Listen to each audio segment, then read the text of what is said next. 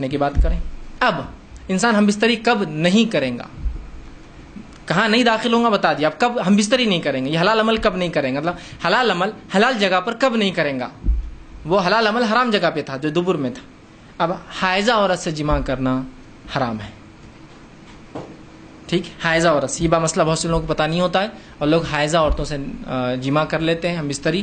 یہ بہت سنگین جرم ہے, یاد رکھیے. نبی اکرم صلی اللہ علیہ وسلم کی اس تعلق سے بہرحال قرآن نے خود کہا اور فرمایا, جو ہے سورہ بقرہ سورہ نمبر 2 اس کی آیت نمبر 222 میں اللہ نے فرمایا اور کہا وَيَسْأَلُونَكَ عَنِ الْمَحِيضِ, یہ تم سے سوال کرتے ہیں حیض کے تعلق سے.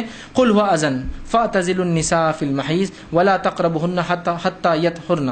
اللہ رب العزت فرماتا اور کہتا ہے یہ لوگ آپ سے حیض کے بارے میں سوال کرتے ہیں, کہہ دیجئے کہ گندگی ہے, حیض کے دنوں میں تم عورتوں سے الگ ہو جاؤ, ان کے قریب نہ آؤ یہاں تک کہ وہ پاک ہو جائے. ٹھیک ہے, تو حیض کی حالت میں آپ ہم بستری نہیں کر سکتے جب تک کہ وہ پاک نہ ہو جائے. اب پاکیزگی کیا ہوں گی اس میں علماء کا اختلاف ہے, لیکن اختلاف سے بڑھ کر جو میں بہتر ہے آپ کو کہوں گا وہ یہ ہے کہ آپ جو ہے غسل کر لیں اور اس کے بعد ہم بستری کریں. ایسا حائضہ عورت ہے, حیض ختم ہوا, غسل کر لے پھر ہم بستری, زیادہ بہتر ہے.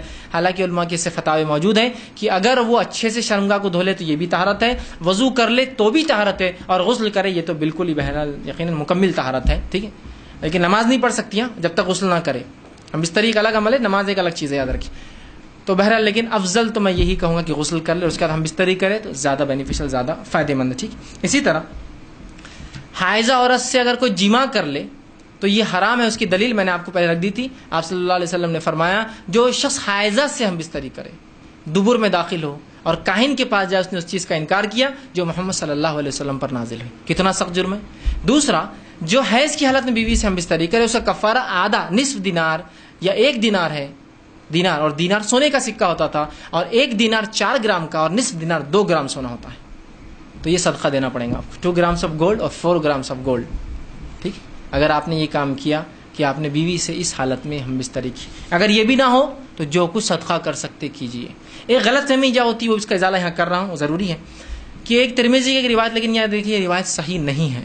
وہ یہ ہے کہ اگر ہم حیض کی حالت میں کوئی شخص اگر اپنی بیوی سے ہم بستری کرے تو اولاد ہجڑا پیدا ہوتی ہے, اور ہر ہجڑا شیطان کی اولاد ہے. یہ روایت بالکل صحیح نہیں ہے, لیکن یہ بات میڈیکلی پروفڈ ہے کہ حیض کی حالت میں بھی جو ہے حمل ٹھہر سکتا ہے. یاد رکھیے, بہت ناممکن جیسے لیکن ہو سکتا ہے, ایسی اب نارملٹیز ہو سکتی ہے کہ ٹھہر جائے.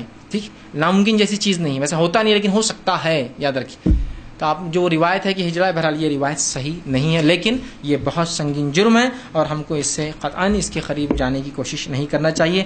جو ہے نسائی کی روایت ہے, عبداللہ بن عباس رضی اللہ عنہ فرماتے ہیں ایک آدمی کے بارے میں روایت نقل کرتے ہیں کہ جو حیض کی حالت میں بیوی سے ہم بستری جماع کرنے کے تعلق سوال کر رہا تھا, تو آپ نے فرمایا اس کا کفارہ نصف دینار یا 1 دینار ہے, اور 1 دینار سونے کا 4 گرام کا سکہ ہوتا تھا. ٹھیک ٹھیک, اسی طرح اب حائضہ عورت سے پھر کیا کیا جا سکتا ہے, کہاں تک فائدہ اٹھایا جا سکتا ہے.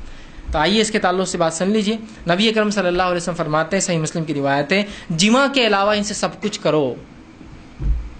ہم بستری کے علاوہ سب کچھ کر سکتے. دوسری روایت جو بخاری کی آپ نے فرمایا اور کہا رسول اللہ صلی اللہ علیہ وسلم ہم عورتوں کو, مطلب امہات فرما رہی ہے کہ ہم عورتوں کو, مطلب اپنی بیویوں کو رسول اکرم صلی اللہ علیہ وسلم ماہواری کے ایام میں حکم فرماتے تھے کہ وہ اپنا ایزار سختی سے باندھ لے, شرمگاہ کو اچھے سے کپڑے سے چھپا لے, باندھ لے, اور پھر اس کا خاوند اس کے لیے لیٹے, اور کبھی کہتے کہ مباشرت جماع کے علاوہ سب کچھ کرے.